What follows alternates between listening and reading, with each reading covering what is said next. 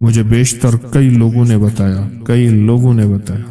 اور یہ بتایا کہ اگر ہمارے اوپر حالات نہ آتے، مشکلات اور مسائل نہ آتے، کبھی بھی ہم اللہ کو پہچان نہیں سکتے۔ حالات نے ہمیں رب کے پہچاننے والا بنایا۔ حالات نے، اگر حالات نہ آتے ہم نے رب کو کبھی پہچاننا ہی نہیں تھا۔ اللہ ہے کیا؟ حالات، مشکلات، مسائل، یہ چیز ایسی ہے جو رب کو کہتی ہے کہ اللہ ہے اور اس کا تعارف ہے۔ اللہ ہے، اس کا تعارف ہے۔ ہم جتنی بڑی بڑی عمارتیں بنا لیں، ان کی بنیادیں جتنی مضبوط کر لیں، میرا رب زمین کو حکم دیتا ہے تو زلزلہ بن جا۔ دنیا کی آج تک کوئی سائنس اور دنیا کی آج تک کوئی طاقت ان جھٹکوں کو روک نہیں سکی اور نہ کبھی روک سکے گی۔ دنیا کی طاقت آج تک نہیں روک سکی۔ اللہ کا امر ہے، اللہ اپنی طاقت دکھاتا ہے، اللہ اپنی قوت دکھاتا ہے۔ آپ یقین جانیے کہ اللہ کی صفاتی نام میں ڈوب کے دیکھیں تو صحیح، اور اللہ کی صفاتی نام کے اندر گہرائی میں جائیں تو صحیح کہ صفاتی ناموں کو ہے کیا ان کے اندر طاقت اور ان کے اندر قوت کیا ہے۔ صفاتی ناموں میں طاقت کیا ہے اور قوت کیا ہے، آپ ڈوب کے دیکھیں تو صحیح۔ اللہ کے ناموں ایک احساس ہوگا کہ اللہ نے ہمارے ساتھ کتنی محبت کا معاملہ کیا اور کتنے احسان کا معاملہ کیا۔ ایک بابا جی ملے مجھے ایک سفر میں، بہت موٹے تھے۔ میں نے کہا آپ کا نام کہنا، میرا نام ہے مقبول موٹا۔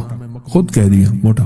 میں کیوں کہہ لیں، مجھے موٹا کہتے ہیں مقبول، اس لیے میں نے آپ کا نام۔ وہ بڑے لمبے لمبے سفر بائک پہ، موٹر سائیکل پہ کرتے تھے، بس کے اندر چڑھ نہیں سکتے تھے، موٹے اتنے تھے، سیٹ پہ بیٹھ نہیں سکتے تھے، بیٹھتے تھے نکل نہیں سکتے تھے، بہت کھاتے تھے، کھاتے کھاتے تھک جاتے تھے، پھر سو کے ایسے بازو کر کے ویسے کھاتے رہتے تھے۔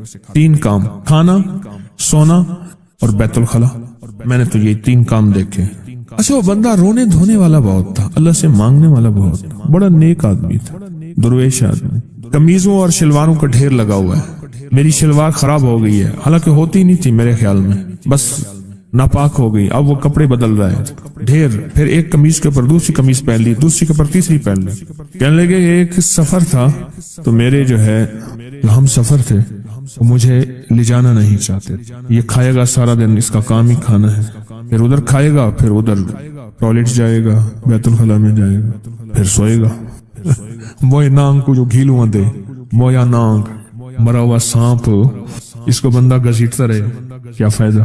انہیں کہا ہم نہیں لے جاتے تجھے۔ بڑوں کے پاس بھی جا کے کہہ دیا کہ ہم اس کے ساتھ نہیں جائیں گے۔ بس کہا میرے اندر جو درد اور غم آیا، میرے اندر جو درد اور غم آیا، اور اس درد اور غم نے میں نے اس سے کہا، مجھے کہنے لگے میں نے یا قہارو پڑھا، رات کو بیٹھ گیا۔ میں نے کہا کیسے پڑھا؟ پھر انہوں نے مجھے بیٹھ کے ویسے پڑھ کے دکھایا، یا قہارو یا قہار، ایسے جذبے کے ساتھ کہ کوئی نہ مجھ کو یاد رہے، اور تجھ پہ سب گھر بار لٹا دوں، خانہ دل آباد رہے، اور نظر سے اپنی سب کو گرا دوں، فقط تجھ سے فریاد رہے۔ ایسے درد سے پڑھا، ایسے غم سے پڑھا، اور تو نہیں کتنے سینکڑوں اور کتنے ہزاروں دفعہ پڑھا، اور کتنی دفعہ اللہ سے کہا اللہ تو مان جا، تو غلبے والا ہے، تو غالب ہے، تو زبردست ہے، تو طاقتور ہے۔